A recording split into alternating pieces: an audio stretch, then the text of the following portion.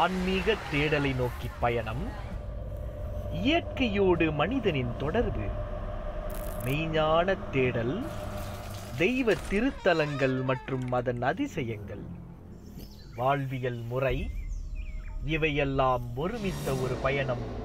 பிறவி சித்தம்.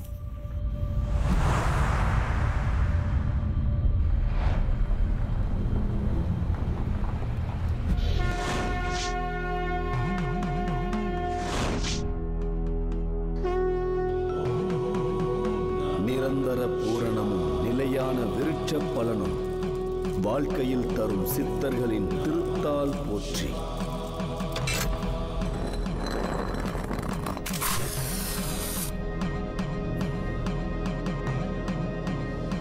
பிறவி சித்தம்.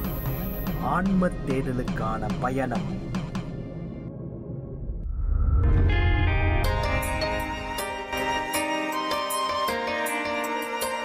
அன்பான இறைநேசர்களுக்கு வணக்கம். நிபோங் தபால் கேடிஎம் ஸ்டேஷனுக்கு வந்தாச்சு. இங்கே தான் நான் தேடி போகிற ஆலயங்களும் உண்டு. நிபோங் தபால் என்றாலே பழமை வாய்ந்த ஆலயங்கள் ஏராளம். ஒவ்வொன்றும் தனித்தனி மகத்துவம் வாய்ந்தது. கேடிஎம் ரயில் பயணத்தில் தொடங்கி இருக்கிறது இன்றைய நமது தேடல். சித்தர்கள் எப்படி நாடோடிகளாக தங்களின் ஆன்ம தேடலை நோக்கி பயணித்தார்களோ அதே போல நமது தொகுப்பாளர் அருளும் நமது நாட்டில் வாழ்ந்து கொண்டிருக்கக்கூடிய சித்தர்களை பற்றி அறிவதற்காக கண்ணில் சிக்கும் வாகனத்தில் எல்லாம் பயணித்துக் கொண்டிருக்கிறார். அவரின் இன்றைய பயணம் பிரசித்தி பெற்ற பிரம்மாண்டமான இந்த ஆலயத்தை நோக்கி வந்துள்ளது. இது என்ன ஆலயம்? எங்குள்ள ஆலயம்? இதன் மகிமை என்ன? விடை காண தொடர்ந்து எங்களோடு பயணியுங்கள். முழுமுதற் கடவுளான விநாயகரை வழிபட்டால் சகல துன்பங்களில் இருந்தும் விடுபடலாம். கவலைகள் யாவும் தடுதியில் விலகும். எந்த காரியமும் தொடங்குவதற்கு முன் விநாயகரை வழிபட்டால் தடைகள் விலகி ஜெயம் உண்டாகும். இன்றைய பொழுதை நிபோங் தபாலில் வீட்டிற்கும் ஸ்ரீ சித்தி விநாயகரின் ஆசையோடு தொடங்குவோம்.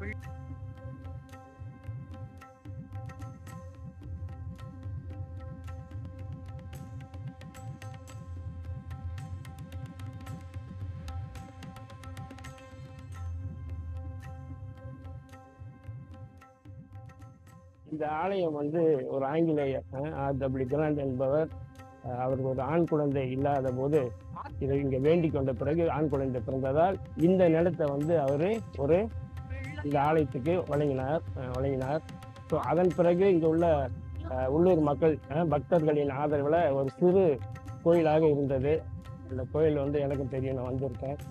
ஏலனுக்கு அண்ணனான பிள்ளையார், நேரும் துன்பம் யாவையும் நீக்கி வைக்கும் பிள்ளையார், ஆறுமுக வேலனுக்கு அண்ணனான பிள்ளை. நம்ம தேவஸ்தானத்தோட ரதத்தை பத்தி சொல்லணும்னு சொன்னா அது ஒரு தேக்கு மரம், முழுக்க ஒரு தேக்கு மரம் ரதம். இந்த வட்டாரத்திலே தேக்கு மரம் ரதம் நம்ம தேவஸ்தானத்துல மட்டும்தான் இருக்கு. அது சுமார் 2 ஆண்டுகளுக்கு முன்ன நம்ம இந்தியாவில இருந்து பிரத்யேகமாக காரைக்குடி இந்த ஊர்ல வச்சு நம்ம அது அங்கேயே எல்லாமே முழுக்க அங்கேயே செதுக்கி பார்ட்ஸ்லாம் அப்புறம் பாட்டா கண்டெய்னர் மூலிமா இங்கே அவங்களே இங்கே ஃபிக்ஸ் பண்ணி இப்போ எல்லாம் 2 வருடமாக இப்போ நம்ம ஊர்வலம் போய்கிட்டு இருக்கு தேக்கு மரம் ரதம். அதோட காஸ்ட் ரஃப்லி 100,000 பிளாஸ் வந்துச்சு அந்த காலத்தில்.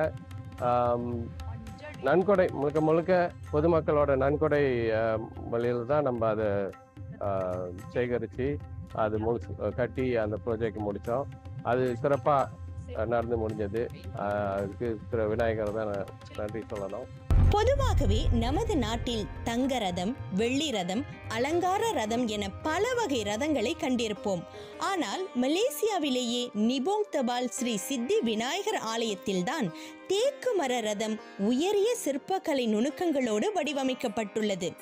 குறிப்பாக இவ்வாலயத்தின் கருவறை 8 கோண வடிவம் கொண்டதாகும்.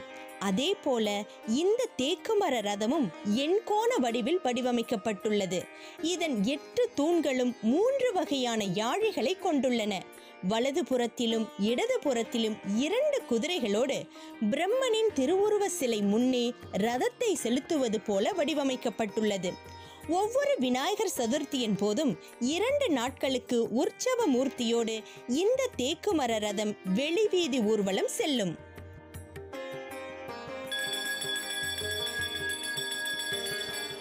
எந்த காரியத்தை தொடங்குவதற்கு முன்னும் விநாயகர் வழிபாடே முதன்மையாகிறது. குறிப்பாக நினைத்த காரியங்கள் தடைகளின்றி சித்தி பெற, அதாவது வெற்றி பெற சித்தி விநாயகரின் அருளை வேண்டி பக்தர்கள் இவ்வாலயத்தை நோக்கி வருகிறார்கள். அந்த வகையில் நிபோங் தபாலில் எழுந்தருளியுள்ள இந்த ஸ்ரீ சித்தி விநாயகரும் வேண்டும் வரங்களை மக்களுக்கு அருள்பாலிக்கின்றார். இனம், மதம், மொழி என்று பாகுபாடில்லாமல் கருணை காட்டும் இறைவனுக்கு அனைவரும் ஒருவரே என்பதற்கு அடையாளம்தான் இந்த சித்தி விநாயக பெருமான்.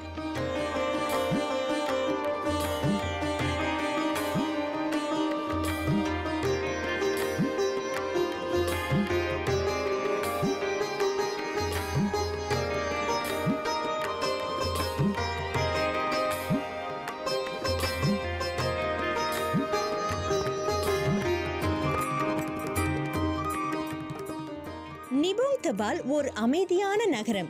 இங்கு அதிகமான இந்துக்கள் வாழ்ந்து வருவதற்கான அடையாளமாக பல ஆலயங்கள் இப்பகுதியில் காணப்படுகின்றன. அந்த வகையில் அடுத்து நாம் காணப்போகும் ஆலயமும் ஸ்ரீ சித்தி விநாயகர் ஆலயத்தின் எதிர்ப்புறமே அமைந்துள்ளது. கால பைரவர் சிவபெருமானின் ருத்ர ரூபமாக இருப்பவர். சிவன் கோவிலின் வட கிழக்கு பகுதியில் நின்ற கோலத்தில் காட்சி தருபவர். 12 கைகளுடன் நாகத்தை பூணூலாகவும் சந்திரனை தலையில் வைத்தும் சூலாயுதம், பாசக்கயிறு, அங்குசம் ஆகிய ஆயுதங்களை தாங்கியும் நிர்வாண ரூபமாய் காட்சி தருபவர். கால பைரவர் என்றாலே நம் நினைவுக்கு வருவது காசிதான். காசி எனும் புண்ணிய நகரத்தின் காவல் தெய்வம் கால பைரவர். நிபோங் தபாலில் தனக்கென தனி ஆலயம் கொண்டு மூலவராக அருள்பாலித்துக் கொண்டிருக்கிறார்.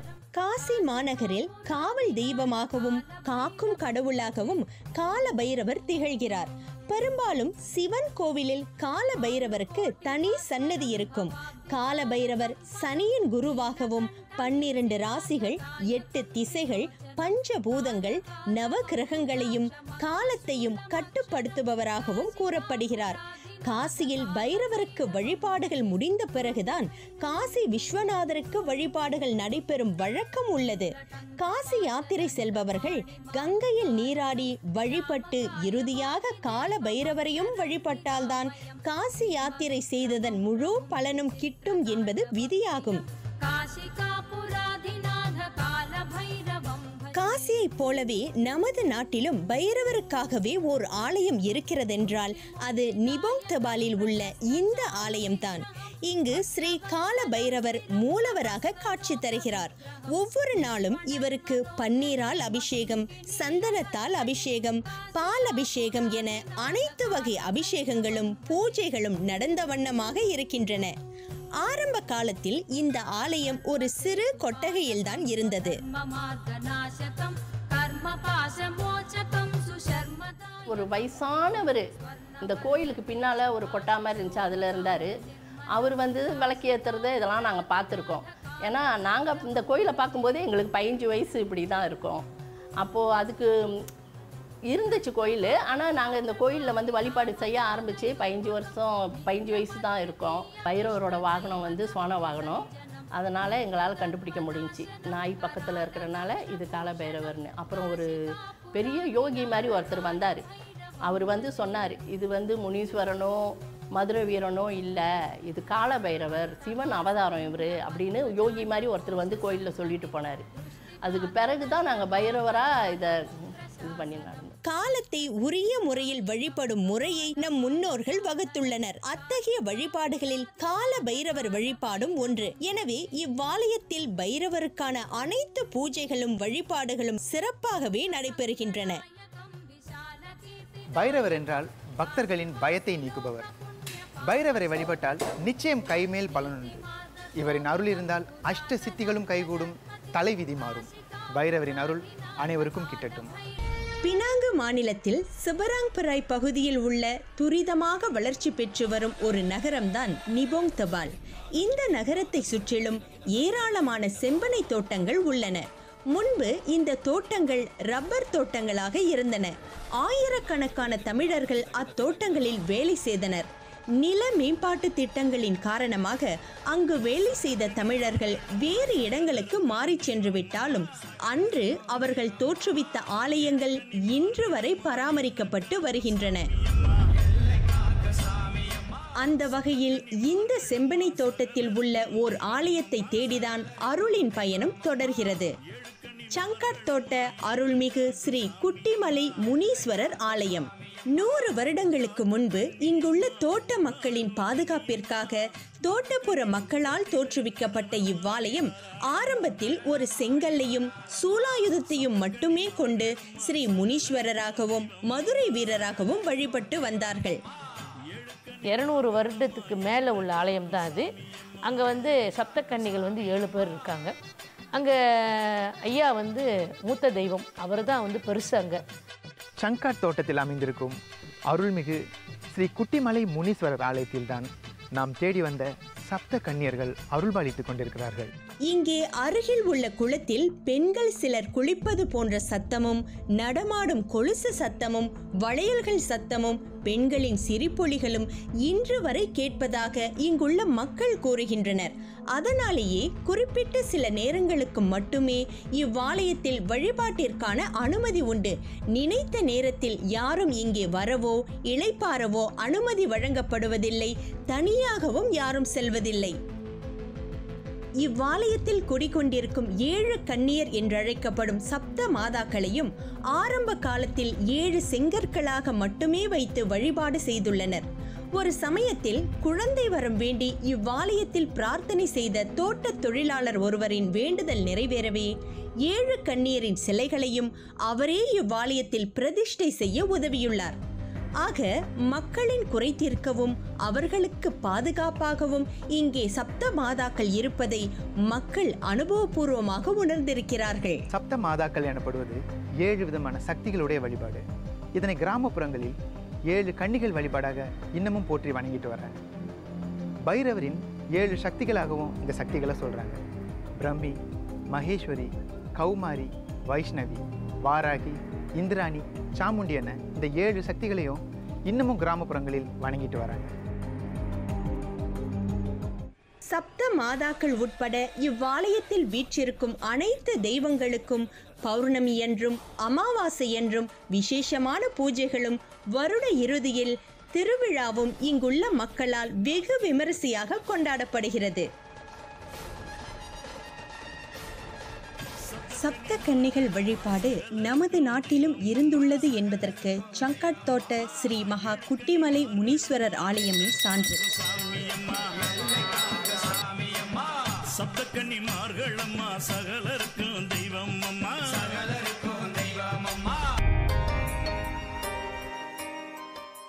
இந்த பசுமையான செம்பனை காட்டில் பொது வாகனங்கள் ஏதும் கிடைக்காததால் அருள் தனது அடுத்த தேடலுக்கான பயணத்தை தொடங்க டாக்ஸிக்காக காத்திருக்கிறார்.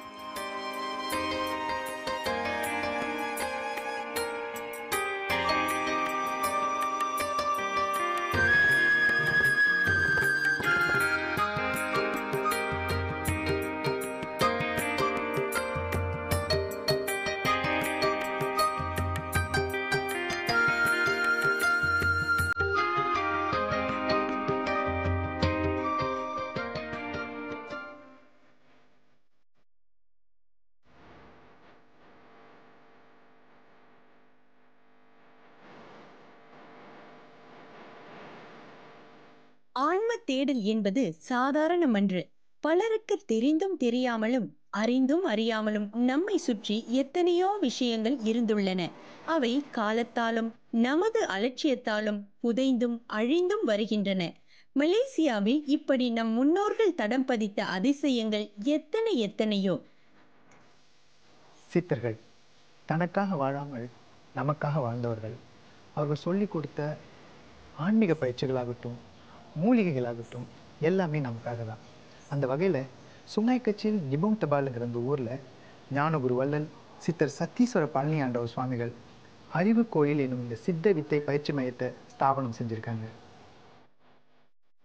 சித்தர்களில் தலை சிறந்தவர்கள் 14.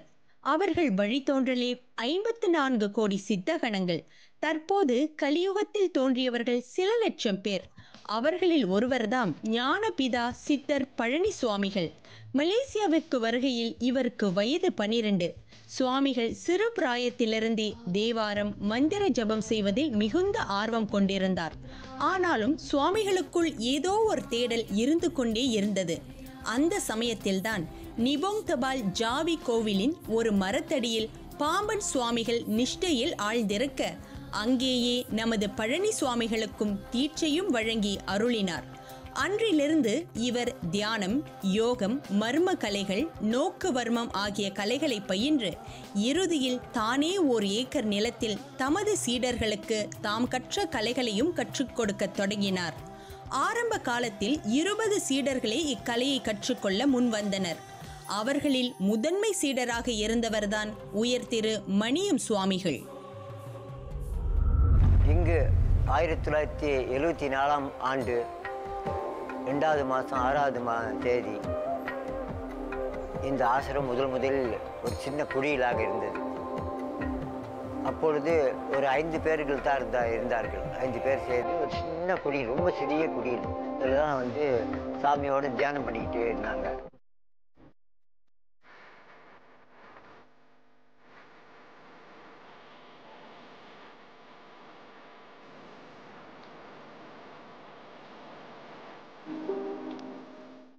இதுதாங்க சித்தர் சத்தீஸ்வர பழனியாண்டவர் சுவாமிகள் வாழ்ந்த வீடு. ஆரம்ப காலகட்டங்களில் இந்த வீட்டில் தான் சுவாமி தன் குழந்தைகளுக்கு சித்த வித்தைகளை சொல்லி கொடுத்துருக்காங்க. அப்பாவுக்கு மொத்தம் 7 பிள்ளைங்க. 7 பிள்ளைங்கள எடுத்துக்கிட்டு இப்போ 5 பிள்ளைங்க தான், 2 பிள்ளைங்க இறந்து போயிடுச்சு. அதோட அப்பா ஊர்லேருந்து போய் பயிற்சிலாம் செஞ்சுட்டு இங்கே அந்த பயிற்சிங்களை மொத்த மனிதருக்கு கற்றுக் கொடுக்கணுன்னு கற்றுக் கொடுத்துக்கிட்டு வெள்ளைக்காரனும் கூட ரொம்ப வருவாருங்க. இங்கே இந்த வீட்டுக்கு தங்கியிருக்காருங்க. அப்போலாம் நம்ம சின்ன பிள்ளைங்க. ஆனால் அப்பாவை பேசுகிற பாசைக்கு பழகிறது எல்லாம் ரொம்ப பேர்த்துக்கு ரொம்ப பிடிக்கும்.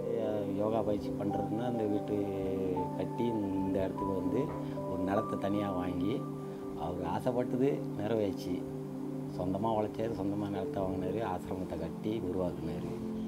அவர் இனம் தேடுறது மட்டும் தமிழங்க மட்டும் இல்லை, சீனருங்களும் எல்லாம் தேடி வருவாங்க. எல்லா இனமும் அவரை பார்த்தாலே ரொம்ப பிடிக்கும். ஆனால் அவர் பேசுகிற பாசை எல்லா பாசையும் பேசுவார். யார் வந்தாலும் அந்த பாசையில் பேசுவார். அதனால தான் அவருக்கு அப்பாவை பார்த்தா ரொம்ப பிடிக்கும்.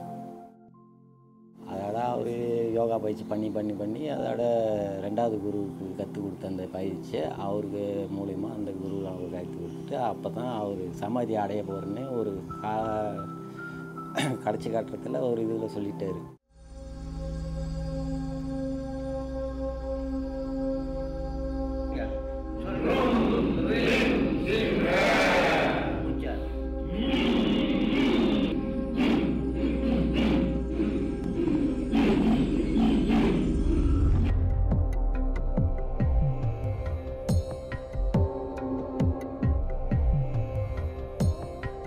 ஆறாவது மாதத்தில் நம்ம சாமியை சந்தித்தோம். இங்கே இரவு மணி 8:30 மணிக்கு இரவில் இப்போ குடியில் உட்காந்து சாமி கும்பிட்டுருந்தாங்க. சாமி ஒண்டி அப்போ ரூமில் ஜன்னலை திறந்துட்டு பின்னால் பக்கம் ஒரு பெரிய மரம் இருக்குது, ஒரு 100 வருஷத்து மரம். அந்த மரத்தை பார்த்து தான் சாமி கும்பிடுவாங்க. அப்படியே உட்காந்தாங்களா, அப்படியே சிலையும் அவங்களும் ஒன்றாயிரும்.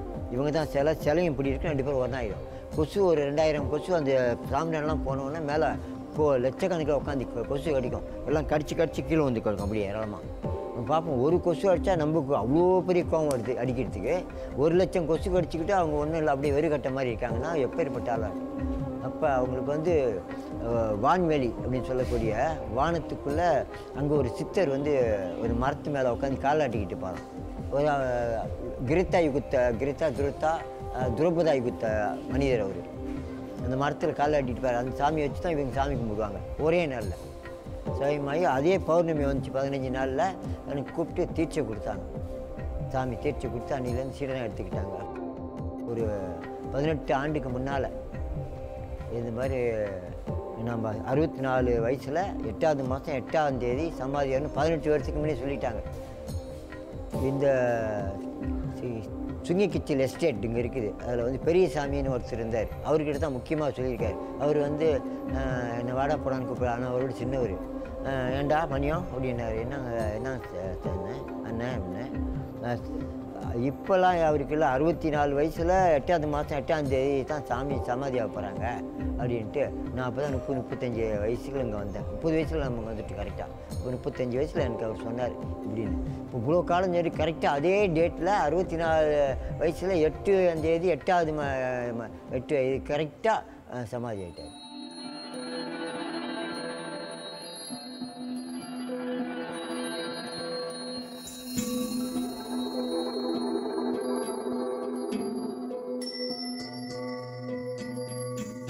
மகன் மாதிரி நம்மளை பார்த்தாங்க. நம்ம அவங்க கூட நெருங்கி பழகி எல்லாத்தையும் கற்றுருக்கோம். அவங்க மறைஞ்சி இது வந்து இன்னமும் இப்போ நடந்த மாதிரி இருக்குது எங்களுக்கு. மறக்க முடியாது அவங்களோட வாழ்க்கை. எங்கள் கூட இருந்த வாழ்க்கையை நாங்கள் மறக்க முடியாது.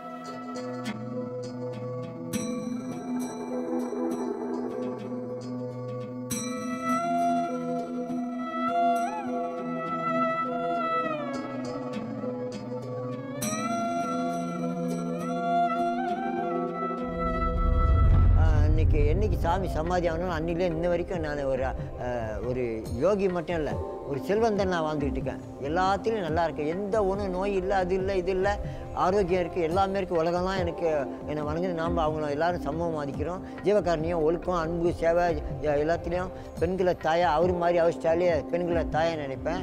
அந்த மாதிரி தான் நம்ம இது வரைக்கும் ரொம்ப அன்பு காட்டி எல்லார்ட்டையும் சமமாக ஆணும் பெண்ணும் எனக்கு சமம், வித்தியாசம் இல்லை, எதுவும் இல்லை.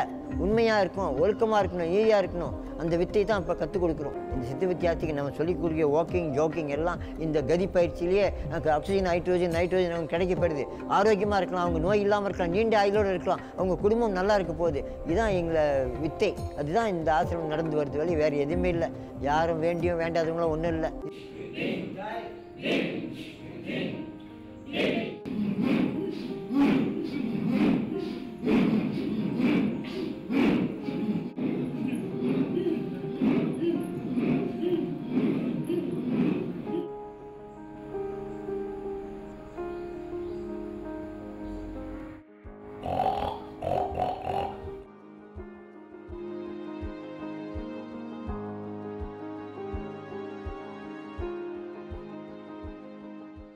இந்த கதி பயிற்சி சாதாரண விஷயம் இல்லை, யோகா பயிற்சியும் சாதாரண விஷயம் இல்லை. அதுக்கு வந்து உடல் உறுதியாக இருந்தால் தான் அதெல்லாம் செய்ய முடியும். ஆன்மீக பயிற்சி, அறிவுக்கு பயிற்சி, உடலுக்கு பயிற்சி, இந்த மாதிரி நிறைய பயிற்சிகளை பார்த்தோன்னே எப்போ ஞாயிற்றுக்கிழமை வரும் அப்படின்னு ஒரு ஏக்கம். உடல், உயிர், அறிவு, ஆத்மாவே பேரின்பம், பேரொளி, பெரு வலிமை, பெரு வாழ்க்கையாம். இப்படி எல்லாம் உன்னுள் இருக்க எதை நீ வெளியே தேடுகிறாய் என்பதே சித்தர்களின் கேள்வி. எவ்வளவுதான் அறிவிலும் ஆற்றலிலும் மேம்பட்டு நின்ற போதிலும் தோல், மூப்பு, மரணம், துன்பம் இவற்றை வெல்ல முடியுமா? முடியாது. அதற்குத்தான் பேராற்றல் வேண்டும். அந்த பேராற்றல் எனும் பேரொளியை வாசியால் உள்முகமாக கண்டு தெளிந்தவர்களே சித்தர்கள். தம் இதயம் எனும் கோயிலிலேயே இறை எனும் உள்ளொளி சுடர் விளக்காக எரிவதை கண்டுணர்ந்தவர்கள். இதனை நாமும் காண வேண்டுமென்றால் கண்டதையும் சாப்பிடாமல் சைவ உணவை மட்டும், அதுவும் குறைந்த அளவோடு உண்டு தொடர் பயிற்சிகளை செய்து வர இந்த உடலே ஆலயமாகிவிடும். நம் உள்ளம்தான் தெய்வம் குடியிருக்கும் கருவறை என்கிறார் திருமூலர். ஆக நான் என்பது உடலா, மனமா, உயிரா, அல்லது இம்மூன்றையும் கடந்த அறிவு பொருளா, ஆன்மாவா? இதற்கான பதிலை தேடும் முயற்சியே பிறவி சித்தம். மலேசிய நாட்டு சித்தர்களை நோக்கிய நம்முடைய பயணத்தில் இன்று ஞானகுரு வள்ளல் சித்தர் சத்தீஸ்வர பழனியாண்டவர் சுவாமிகளின் சரித்திரத்தை தெரிஞ்சுக்கிட்டோம். மீண்டும் அடுத்தடுத்த வாரங்களில் பல சக்தி வாய்ந்த ஆலயங்களையும் சித்தர்களையும் நோக்கி நம்முடைய பயணம் தொடரும்.